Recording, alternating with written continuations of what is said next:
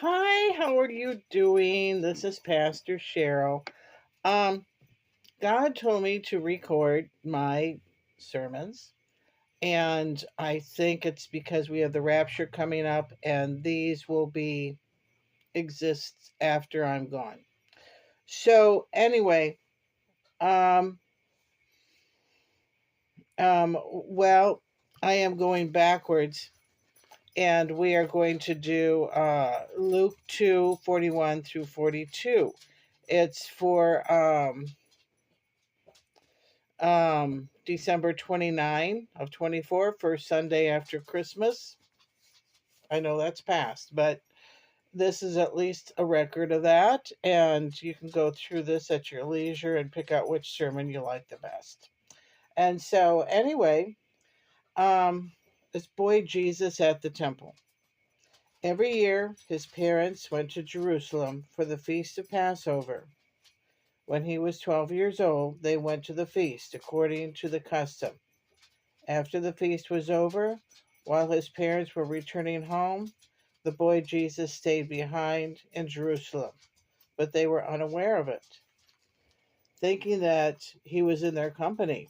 And they traveled on for a day, and they began looking at him for him amongst their relatives and friends.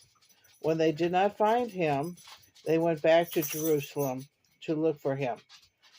After 3 days, they found him in the temple court, sitting amongst the teachers and listening to them and asking them questions. Can you imagine being in a panic looking for your kid for 3 days?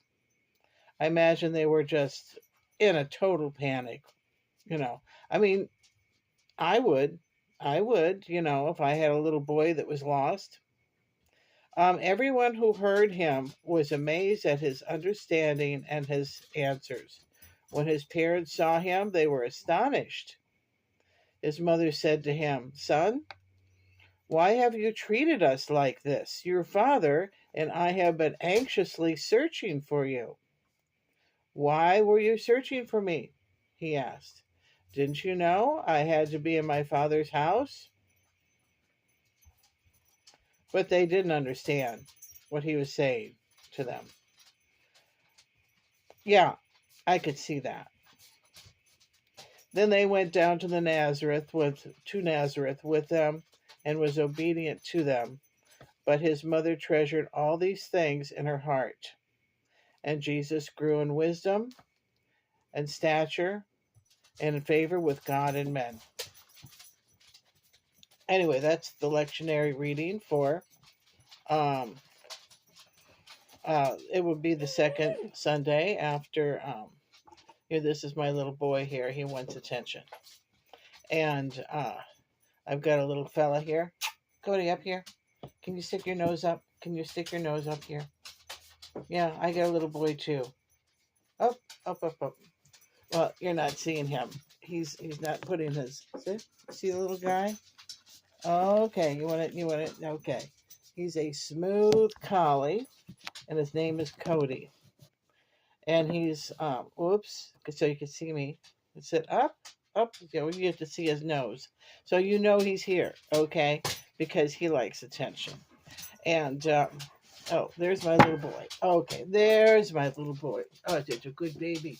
It's a good baby. Oh, oh, oh, oh, oh, oh, oh. Okay, good. Get down, down, down, down. And he gets me full of fur. And so, but anyway, if I had a child that was missing, I would be totally freaked. And so would you.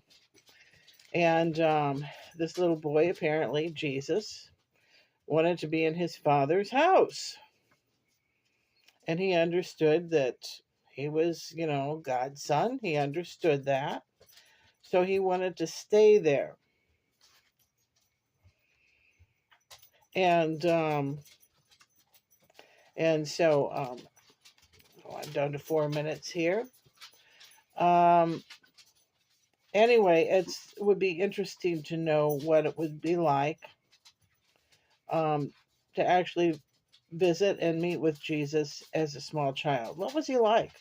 What was Jesus like as a little boy? I imagine, since his mother treasured everything in her heart, that maybe she thought that she had a very sweet son. She thought he was a great little guy.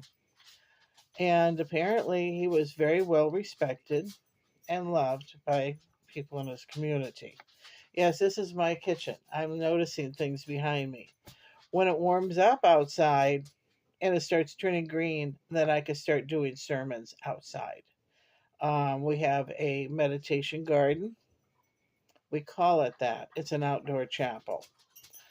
And the city won't allow us to use the word chapel or church in our name because of a city ordinance that it has to have so much parking and bathroom facilities and whatever.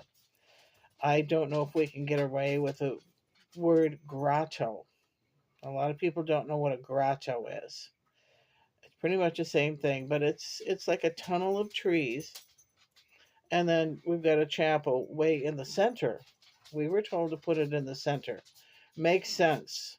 There's no tree cover over the top in the center, and if limbs come down, they won't be falling on the cross or the chairs. And so, and it's a lovely place. I would invite you. It's on the corner of Western and West 10th in Davenport. Um, the easiest way to get there is if you're in Davenport, you go down Harrison. Harrison is a one way. You can only go in one direction. Go down Harrison, take a right on West 10th Street, and you go all the way back. Then there's going to be a dead end sign. It's not true. That's not a dead end. Keep going back, and you're going to see a sign that says Goose Hollow Meditation Garden. That's it.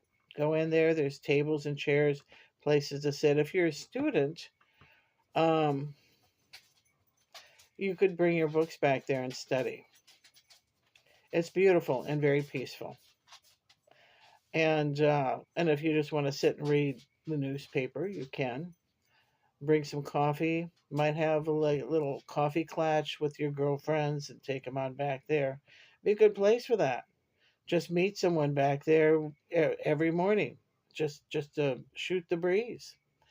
And anyway, that's what it's for. It's open to the public.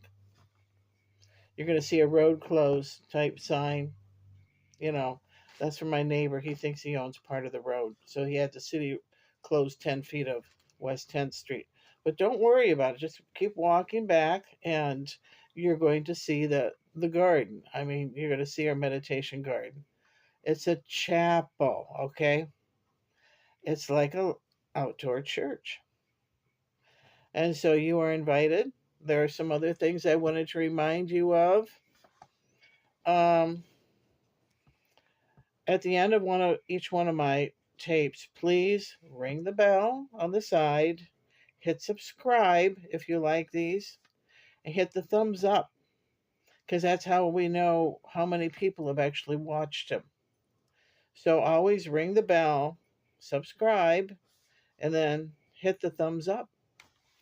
And I've done this for the public, the general public, as well as um, my church members.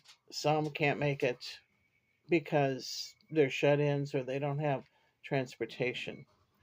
And so anyway, things to remind you of, because I have to write it down. Oh, I won't remember. I really, you know, and please remember certain things in prayer. The church in in communist China, those believers, if they're found to be, a pastor or something, a believer, they lock them up indefinitely. And especially remember the Korean church, North Korea. If they discover someone's a Christian, they kill them. Can you imagine actually killing someone over that? Then there is The church in India, there's a lot of discrimination there. And there's something about the people from, you know, India that they're just very sexist. They're tough on the women, but um, they heavily discriminate against the Christians.